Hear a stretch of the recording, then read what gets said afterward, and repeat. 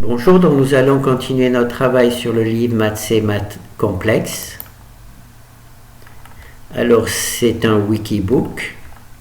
On travaille dans propriétés et applications, produits scalaires, la décomposition par les vecteurs propres. Alors j'ai travaillé dans un premier temps sur les matrices symétriques conjuguées. Là, ce sont des matrices avec des valeurs propres, avec des coefficients complexes. Donc là, il n'y a pas eu trop de soucis. J'ai fait le même travail avec des matrices non symétriques et conjuguées. Là, c'est encore des matrices à coefficients complexes. Là, je n'ai pas eu de problème. Ensuite, je suis passé avec des matrices qui sont symétriques mais avec des coefficients réels. Là, la bibliothèque a fonctionné correctement. Et la difficulté est arrivée quand j'ai essayé de travailler avec des matrices non symétriques réelles. D'accord ? Alors j'ai fait 3 vidéos déjà sur le sujet. Elle s'appelle Big Problem, donc il suffit de regarder sur YouTube.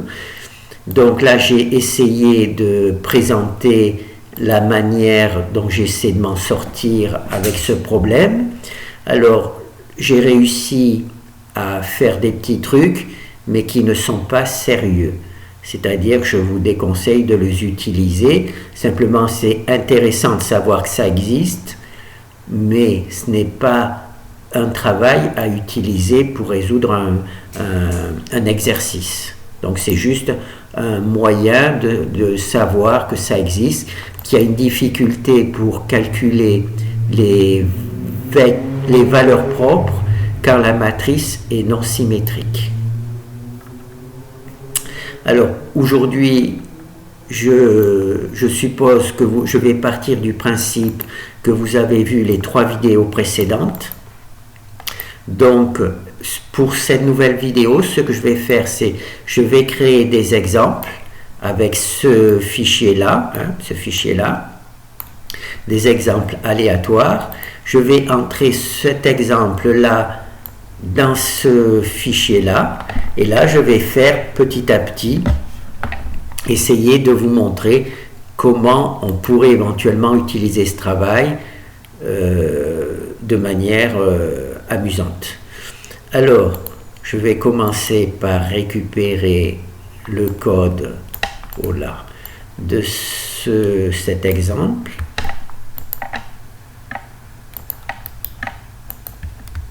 Voilà. Et je vais aussi en profiter pour récupérer le code du deuxième. Comme ça, j'aurai les deux.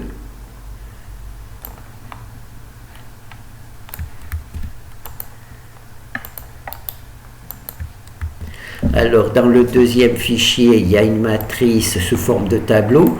Donc, c'est une matrice statique. Donc, on pourra faire des tests dessus. Et dans le premier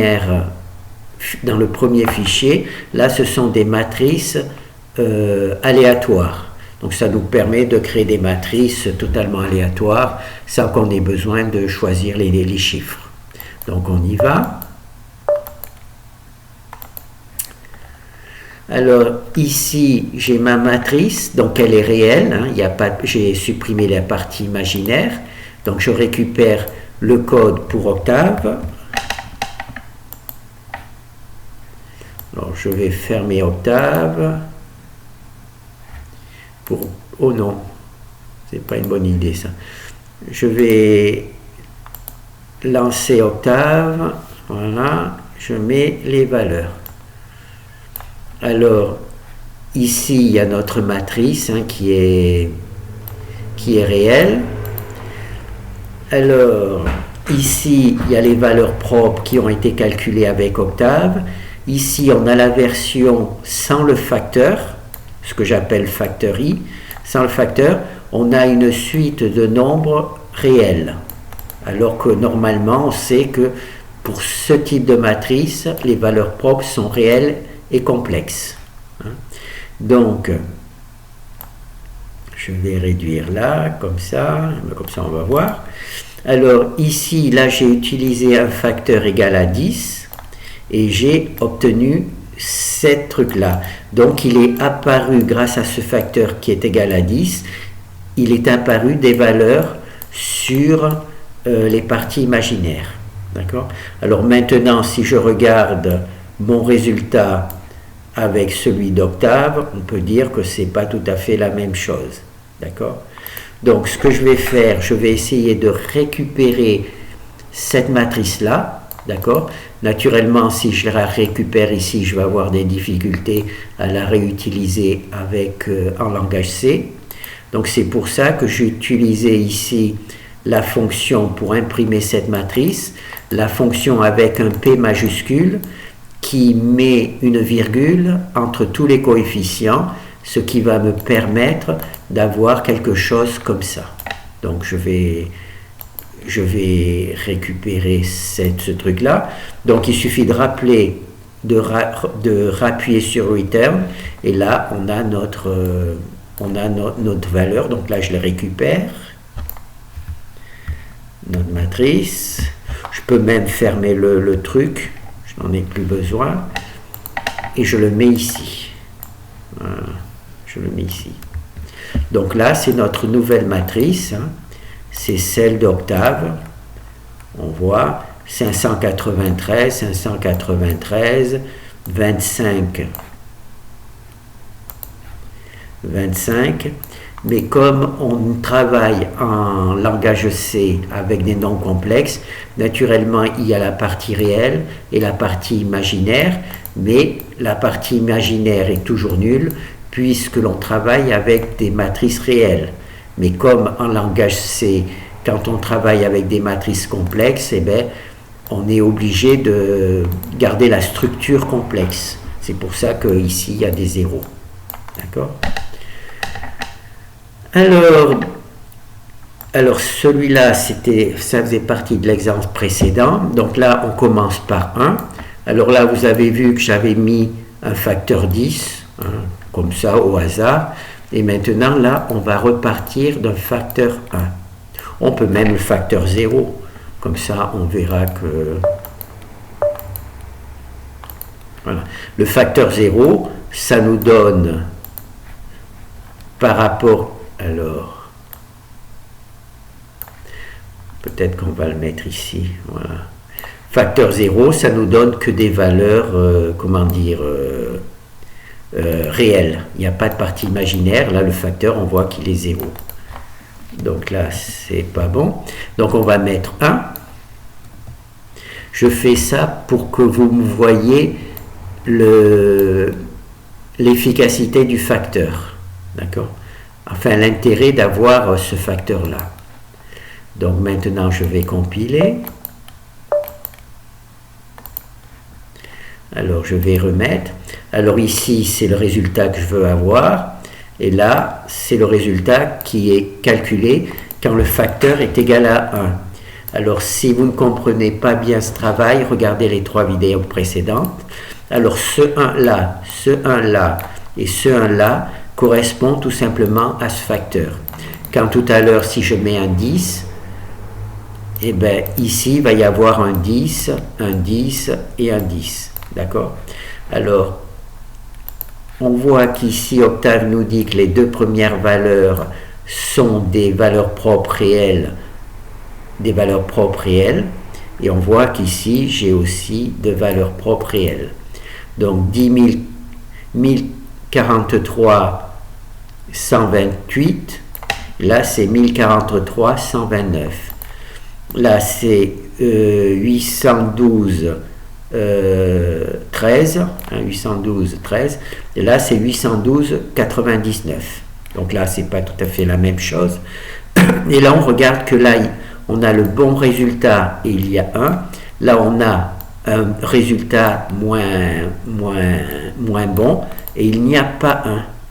Il y a un 1 qui est un petit peu branlant. D'accord? Ensuite, ici, on a les 2 valeurs propres conjuguées. Les 2 valeurs propres conjuguées, elles n'ont strictement rien à voir avec celles d'Octave. Et ensuite, on a la dernière valeur propre. Alors, c'est 767, 722, 767, 722. Là, on l'a bien. Donc là, c'est avec un facteur 1. Donc, on a quelques bons résultats et puis des choses totalement trucs. Je fais ça pour vous montrer l'intérêt du facteur. Donc maintenant, le facteur va passer à 10. C'est pour ça que j'ai été obligé de mettre deux fichiers. Un fichier pour les valeurs aléatoires et un fichier, une fois qu'on a choisi une valeur aléatoire, on l'introduit ici et là, on peut faire plusieurs tests. Donc là, je suis passé à 10. Donc le facteur ici maintenant est 10. Alors, le premier valeur 1043 129, 1043 128, donc c'est bon. Hein? Le deuxième, ça n'a rien à voir. 812, 812, et là c'est 5, donc c'est complètement abracadabra. En plus là, il devient, comme on dit, un nombre complexe, donc il y a un problème. Là aussi, il y a strictement, il apparaît peut-être celui-là, hein, et ensuite, celui-là, il reste 722, là on l'a bon. Donc là c'est toujours complètement déstructuré. Donc on va tout simplement passer à 100.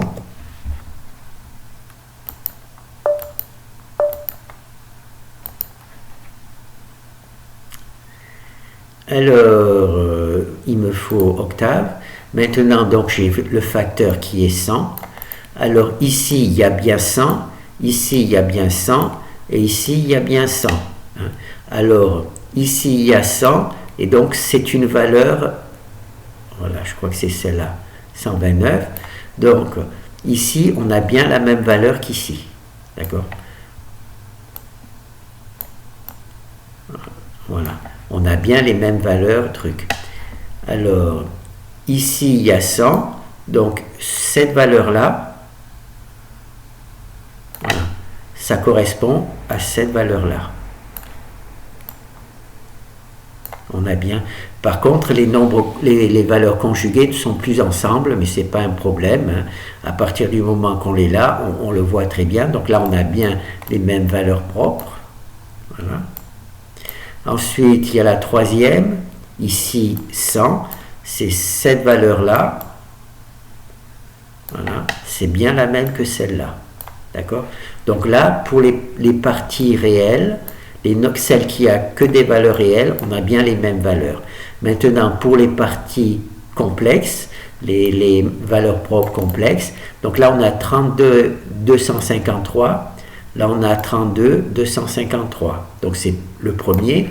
Là on a 32 253, là on a 32 253. Donc on a donc résolu ici tous les problèmes des parties réelles. Maintenant il nous reste les problèmes des parties imaginaires. Alors là on sait que c'est ce 100 là correspond à ce facteur là, alors il faut accepter, hein, l'idée qu'en fait ce 100 là c'est 0, ça correspondrait à 0, d'accord, puisque c'est le facteur que j'ai choisi d'insérer qui permet justement de résoudre le problème.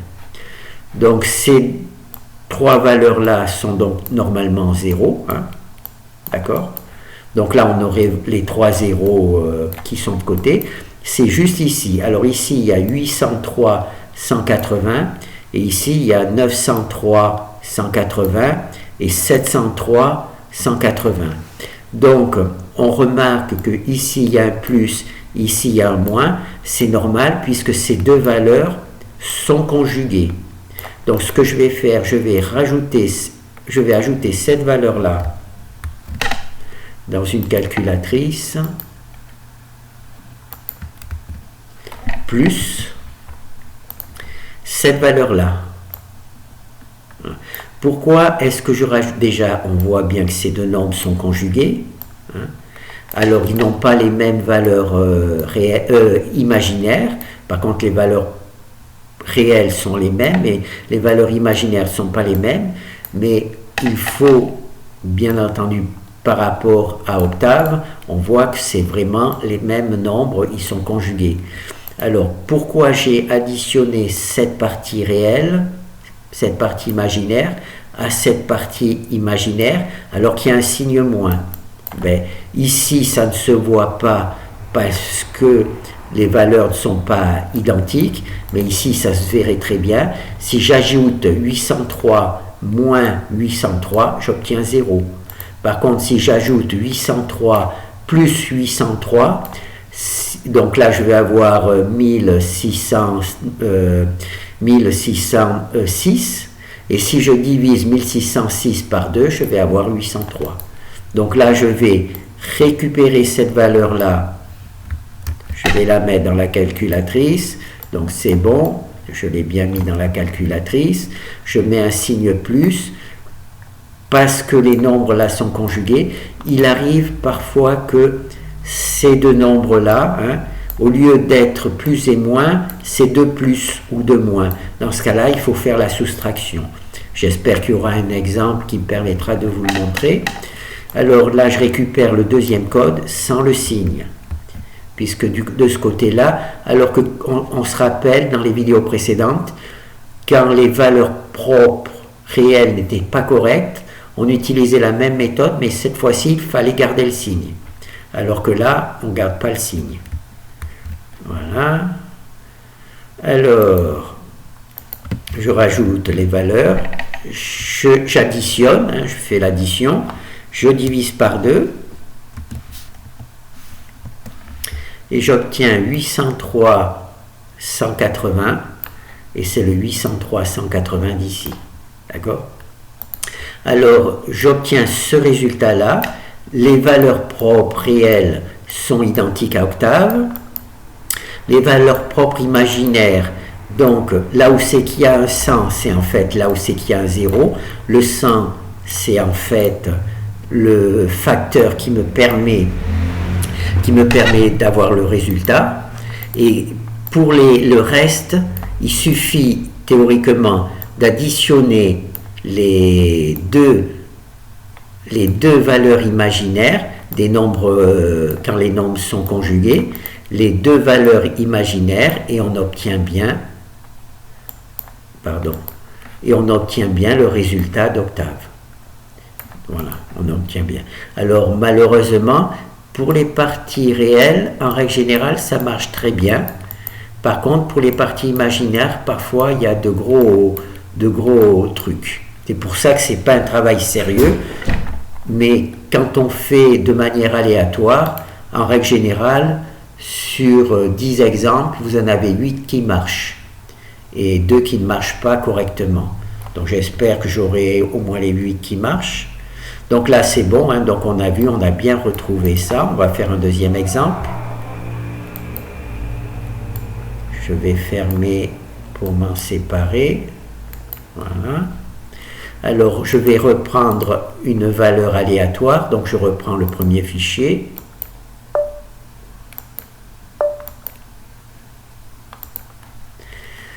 Alors, bon, ben là, il y a une nouvelle valeur. On va le refaire. Alors là, comme il y a le même exemple avec comment dire, 10... avec 3 nombres réels, comme on l'a déjà fait, je vais essayer d'en avoir un autre exemple. Voilà. Par exemple, là, on a 2 nombres complexes conjugués. Et là, on a aussi 2 nombres complexes conjugués. D'accord? Et là, on n'a qu'une seule valeur propre réelle. Donc, comme là, c'est un peu différent, je vais récupérer le code. Alors, il faut d'abord que je récupère ici pour Octave, pour avoir les véritables résultats. Voilà. Donc là, j'ai les véritables résultats avec Octave. On voit, c'est 151,54, 151,54. Et pour le reste, c'est des valeurs de nombres complexes conjugués. Et là aussi, on voit que c'est deux nombres complexes conjugués. Voilà. Donc, je vais mettre octave sur le côté. Je vais taper sur return pour récupérer le code, c'est-à-dire la matrice que je vais mettre dans le fichier statique, là où la matrice est statique. Voilà. Alors là, j'ai bien 707, 306, 707, 306. Donc là, il y a, comme on travaille à langage C, les parties imaginaires sont nulles. D'accord? Mais il faut les mettre parce que ça fait partie de la structure d'une matrice complexe. Il y a toujours une partie réelle et une partie imaginaire, même si elle est nulle. Donc là, on va repartir avec 1. Donc le facteur, on va commencer 1. Je fais ce travail pour vous montrer comment le facteur influence le résultat. Donc ce que je vais faire, là je n'en ai plus besoin, puisque j'ai tout récupéré. J'ai bien le résultat avec octave.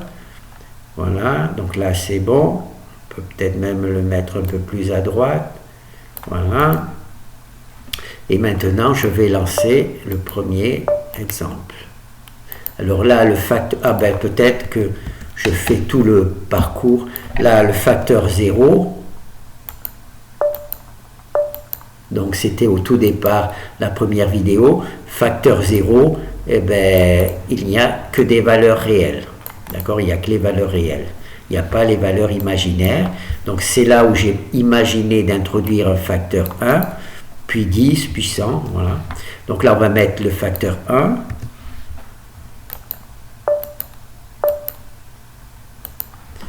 Alors, avec le facteur 1, on voit par rapport à octave.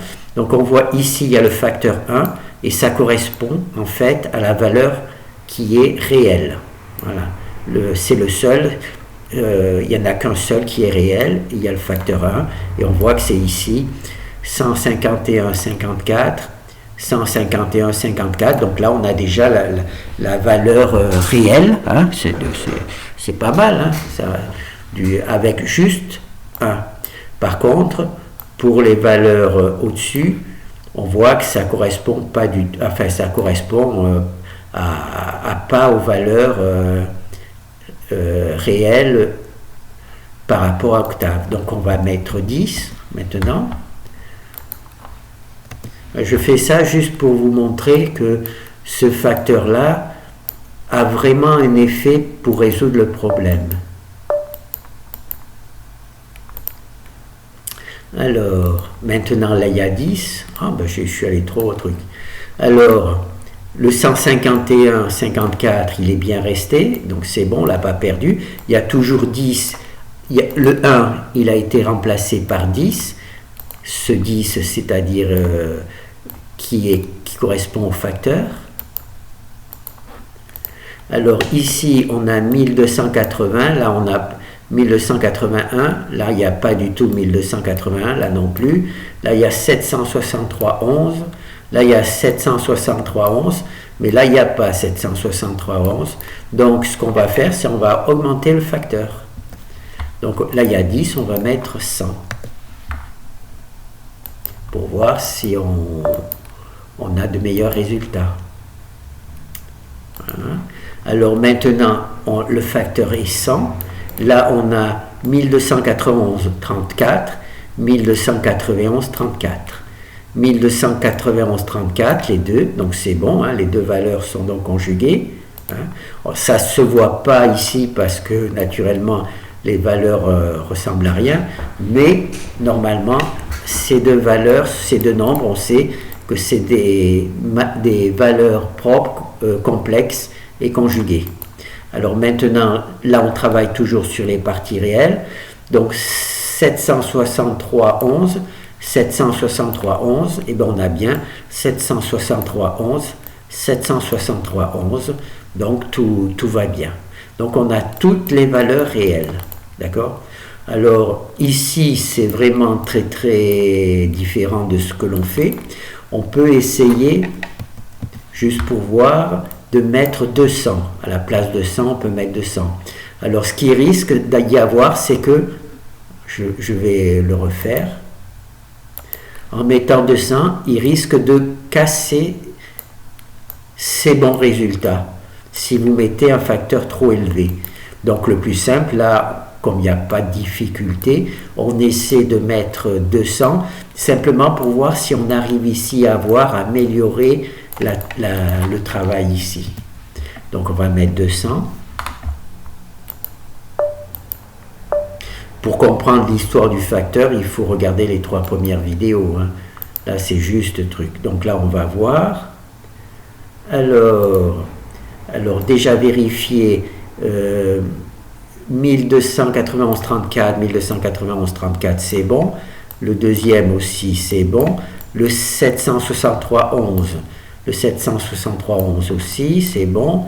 Et 151,54. Donc, en passant au facteur de 100, je n'ai pas cassé la structure, enfin le résultat des parties réelles. Maintenant pour les parties imaginaires, donc là j'ai pas réussi, donc là il y a bien le 200 qui correspond au 0. Alors maintenant il suffit de rajouter, c'est bien, voilà, vous avez vu, ici il y a plus, ici il y a moins, donc là je vais additionner cette valeur là plus cette valeur là. D'accord? Et je vais la diviser par 2. Mais là, par contre, comme ici, il y a plus, c'est les nombres conjugués, et plus aussi, je vais donc ajouter celui-là moins celui-là, parce que ici, il y a un plus. Donc, je vais vous le montrer, voir si ça fonctionne. Alors, calculatrice. Alors là, je mets un moins. Pourquoi je mets un moins? Parce qu'ici, il y a un plus. Normalement, ces deux nombres sont conjugués. Il y aurait dû y avoir plus et moins. Exactement comme ici. Plus et moins. Et s'il y a deux plus, eh bien, il faut le soustraire, le deuxième. Il faut soustraire le deuxième. C'est pour ça qu'ici, je fais la première valeur propre imaginaire moins la deuxième. Voilà. Je divise par 2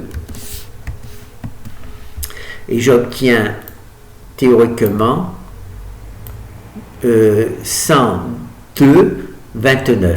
C'est ça? 102,29. Vous voyez, là j'ai bien 102,29. Comment j'ai obtenu ces 102,29? On a deux nombres qui sont visiblement complexes et conjugués. Par contre, bien entendu, là ça se voit pas, là ça se voit bien. Hein.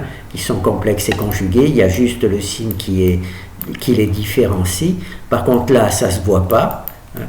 Par contre aussi il y a plus et plus, alors qu'il devrait y avoir un moins sur l'un des deux, hein, et bien il y a plus et plus. Donc on utilise notre calculatrice pour additionner le premier nombre moins le deuxième, parce qu'il y a un plus. Voilà, d'accord? On additionne et on divise par 2 et on obtient le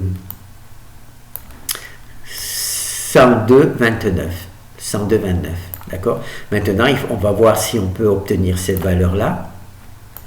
Alors, on récupère, là, on a nos deux nombres complexes et conjugués. Donc, on récupère cette valeur-là.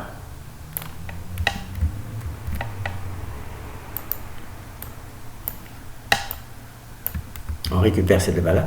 Et cette fois-ci, on fait plus. Parce qu'il y a un moins ici. D'accord? Parce que ici, on a bien notre travail. Si je faisais plus 468 moins 468, eh bien, j'aurais 0. Bon, là, c'est pas 468, c'est pas les bonnes valeurs. Mais si je faisais ça moins ça, normalement, je devrais avoir 0. Par contre, si je fais 468 plus 468, je vais avoir 920, non, 939, non, 936. Bon, là, je dis peut-être n'importe quoi. Hein. 936, ben, je peux le faire quand même. Comme ça me permet de savoir si je sais calculer, plus, là je vais être ridicule, c'est pas grave, ah, 936, oh waouh, je sais calculer. Bon, et si je faisais moins, j'obtiendrais 0. Hein. Donc, parce qu'il y a un signe plus et un signe moins. Par contre, ici, il y a aussi un signe plus et un signe moins, mais dans notre algorithme, on va imaginer que ces deux valeurs-là sont identiques. Donc, on les récupère. Maintenant, on les récupère. Oh là, c'est pas le moment de faire... Oh non, parce que là, je perds tout, là. Là, j'ai cru que j'allais tout perdre. Alors, là, ces trucs, comme il y a plus et moins, donc je mets plus. Je mets plus. Alors que j'avais mis moins au-dessus parce qu'il y avait plus et plus. Là, je récupère cette valeur-là en espérant ne pas faire sauter la baraque. Voilà. J'additionne, je divise par 2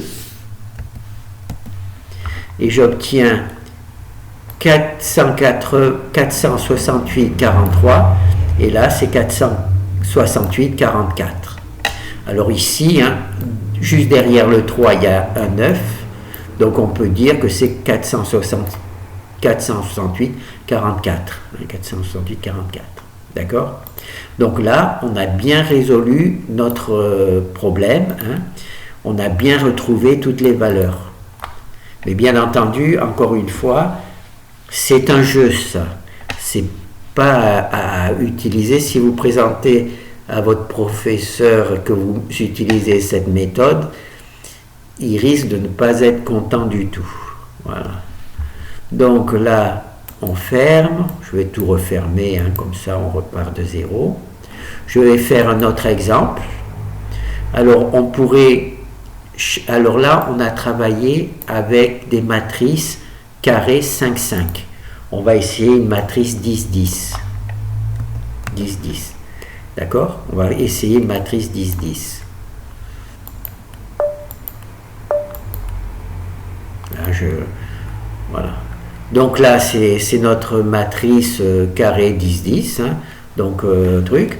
Alors ici, quand il n'y a pas le facteur, on n'a que des valeurs réelles pour les valeurs propres. Et puis quand on a le facteur, là, eh ben, on voit ici ces deux sont conjugués, hein, certainement.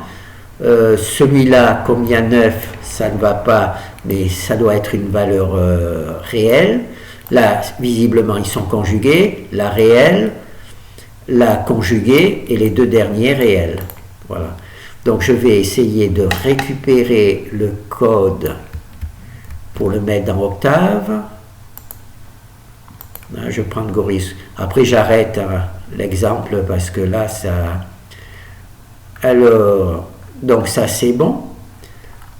Alors, ça, c'est le résultat d'Octave et ça, c'est le mien.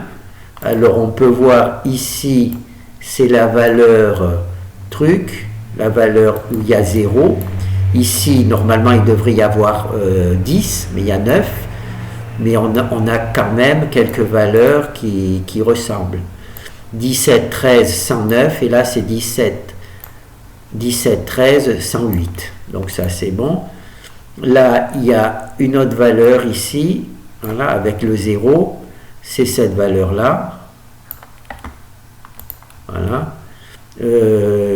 1142, 287, 285, donc là. Ensuite, on a les deux derniers. Les deux derniers sont aussi réels. Les deux derniers sont aussi réels. Et on voit que il y a 10, 10, et là, il y a 0. Donc, c'est bon. Hein. Alors, ensuite, pour les valeurs propres, je ne sais pas, c'est trop compliqué quand il y en a 10. Alors, ce que je vais faire, c'est déjà récupérer le code de la matrice. Donc ça, c'est le code de la matrice. Alors, il ne faut pas avoir peur. Hein. Il suffit de bien commencer par le dernier élément jusqu'au premier. On récupère le code. Donc là, on peut fermer la... on peut fermer la truc. On récupère ici. Donc là, il faut bien prendre le premier et le dernier et on truc. Donc là, c'est une matrice 10-10. Donc on voit, il y a toujours des zéros, hein, c'est la partie imaginaire. En langage C, on est obligé de conserver les parties imaginaires, alors qu'Octave, lui, les supprime. Hein. Donc là, on a les parties imaginaires, on a normalement une matrice 10-10. Alors on va commencer par 1, non par 0, comme d'habitude, hein, comme ça.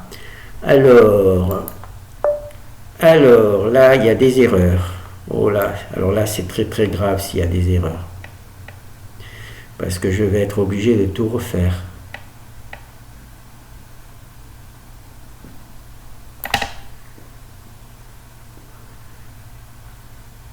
Ouais, en plus j'ai tout... Oh purée, en plus j'ai fermé la truc. Alors là, je suis dans les gros ennuis. Je suis dans les gros ennuis.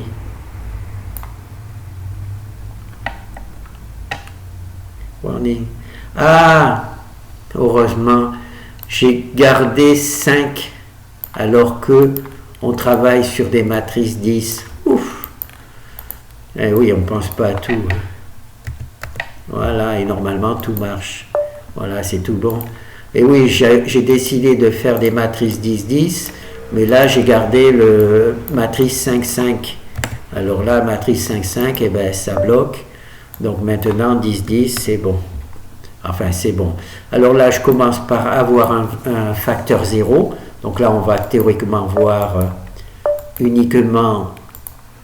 Voilà. Donc c'est uniquement les trucs. Alors pour Octave, c'est cette valeur-là. Hein. Et là, pour nous, c'est ces trucs. Alors c'est bien 342,4. Voilà. 342,4. Hein. C'est bien la même matrice. Hein. Donc là, on a nos valeurs propres trucs. Et là, avec le facteur, bien entendu, eh ben, ça ressemble à pas grand-chose. Par contre, on a celui-là. Celui-là, c'est bon. Enfin, on a les trucs réels. Celui-là aussi, hein, là aussi. On a bien ceux qui sont réels. Et celui-là aussi, voilà. Par contre, les parties imaginaires ne sont strictement, n'ont aucune concordance avec le travail. Donc là, on va mettre 1, voir qu'est-ce qui se passe.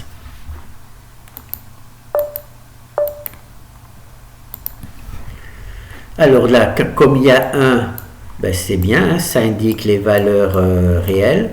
Donc c'est bon, hein, c'est un bon début. On sait que toutes les autres, là où il n'y a pas 1, c'est des matrices complexes. Là, normalement, elles sont conjuguées, mais on voit que les deux valeurs ne se ressemblent pas. Là aussi, elles sont normalement conjuguées, mais les deux valeurs ici ne se ressemblent pas. Hein. Voilà. Donc ça, et là aussi, elles sont conjuguées, mais les deux valeurs ne se ressemblent pas. Hein. C'est ici qu'il y a le résultat. Donc, qu'est-ce qu'on fait? On augmente le facteur. On va mettre 10. Donc, on voit que le facteur apporte véritablement... Alors là, je ne sais pas si j'ai bien fait le truc. Ah ben oui. Voilà. Donc déjà, là, on voit, rien qu'avec le facteur 10, on voit déjà le départ que... Bon, ces deux valeurs-là ne sont pas identiques, donc il faudra certainement passer à 100. Par contre, on commence à avoir les mêmes valeurs qui apparaissent. 730, 730, et là, sans que les valeurs réelles, qui ne sont pas imaginaires, soient embêtées. Par contre, là, il y a un 9. Là, il faut espérer que quand on va passer à 100, au lieu d'avoir 10, là, il y a 9. Il faut qu'il y ait 100 partout pour que... S'il n'y a pas 100, en règle générale, les calculs rapprochés ne sont pas corrects.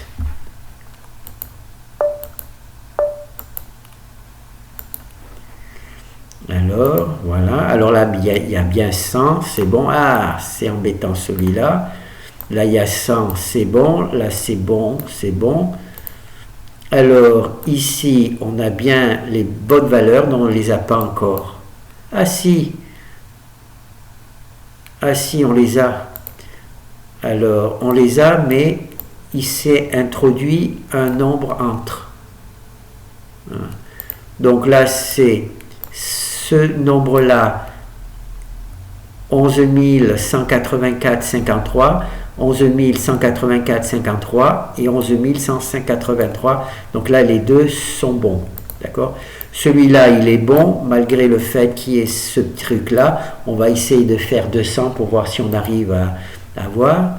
Donc 613, 760, 613, 775, et là 613, 774, et 613, 774, donc là c'est bon. Donc là 730, 529, et là 742, donc là les deux valeurs complexes ne sont pas les mêmes, donc il va falloir passer à 200, et là on avait cette valeur là tout à l'heure, et là on l'a perdu, et il est apparu ici, il est apparu un 39 alors qu'il devrait y avoir 100. Voilà. Donc on va passer à 200 pour voir si on arrive à résoudre.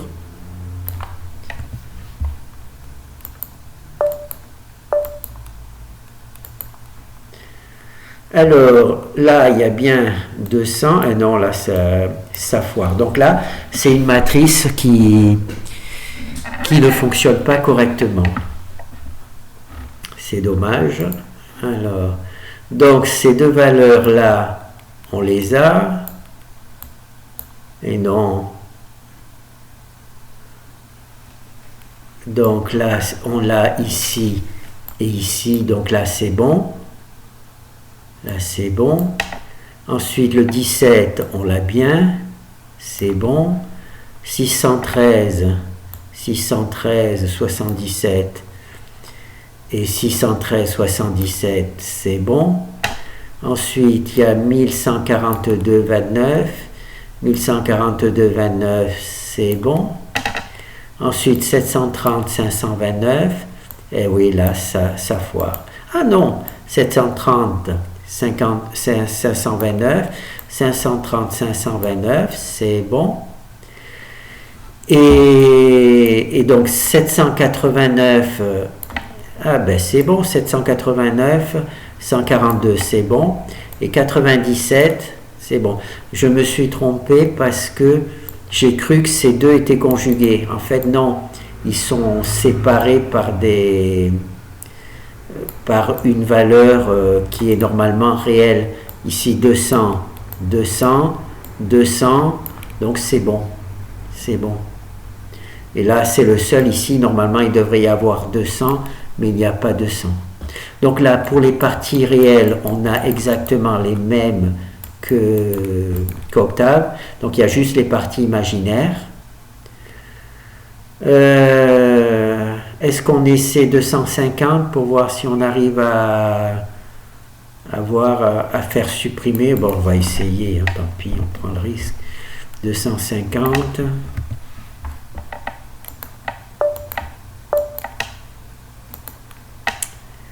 Alors 250 c'est bon, 250 c'est bon, 250, ben vous voyez là j'ai réussi à avoir les 250. Maintenant de savoir est-ce que j'ai pas détruit quelque chose. Alors là 1853 c'est bon, 1853 c'est bon, 17 13 10 c'est bon, 613, 77, ah non, il est là, oh d'accord, 613, 77, c'est bon. Ensuite 1142, 29, c'est bon. 730, 29, 730, 529, 730, 529, c'est bon. 97, 78, c'est bon aussi. Et il me reste 789, 143, 729. Donc là, pour la partie réelle, c'est bon. Pour la partie imaginaire, Donc là, il y a bien 250, 250, 250 et 250. Donc toutes les valeurs sont bonnes. Alors maintenant, ce qu'il va falloir, c'est vérifier les nombres, comment on appelle, trucs. Donc on va essayer déjà d'avoir cette valeur-là. Alors les deux nombres complets conjugués, c'est celui-là et celui-là. Donc on va essayer d'additionner ça. Alors on va prendre le premier. Alors là il y a plus et là il y a moins. Donc on additionne et on divise par 2. Alors là il y a plus. Donc on a, et là il y a moins. Donc on divise par 2.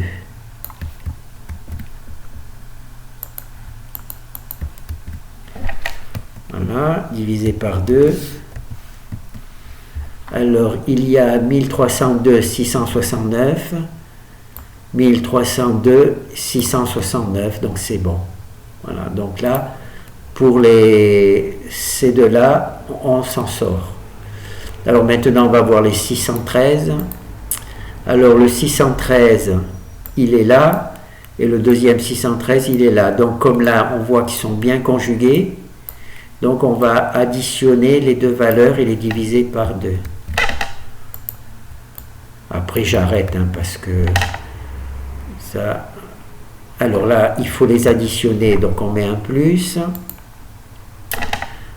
Donc là c'est le 613, là c'est le deuxième 613. On récupère la valeur. Oh là là, ça c'est dangereux. On divise par 2.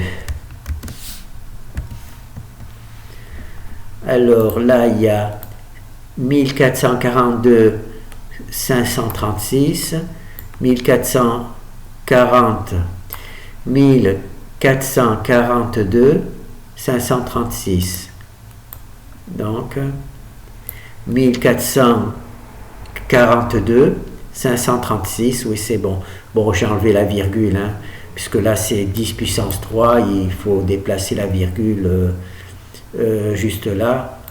Donc voilà, 1442 et 536 c'est bon. Donc là, le 663 c'est bon. Donc maintenant, ça serait bête que le 730 ça marche pas, puisque c'est le dernier. Donc on va prendre le 730. 730, là il y a un plus. 730, là il y a un moins. Donc il faut additionner les deux. Il faut additionner les deux en espérant pas trop faire de bêtises. Donc là 730 il est là. Donc là 730, donc je récupère cette valeur là. Alors il faut faire une addition. Voilà. Donc on additionne les deux, on divise par 2. Et on a normalement cette valeur-là. Alors, c'est 420 996, 420 996. Voilà. Donc là, c'est bon.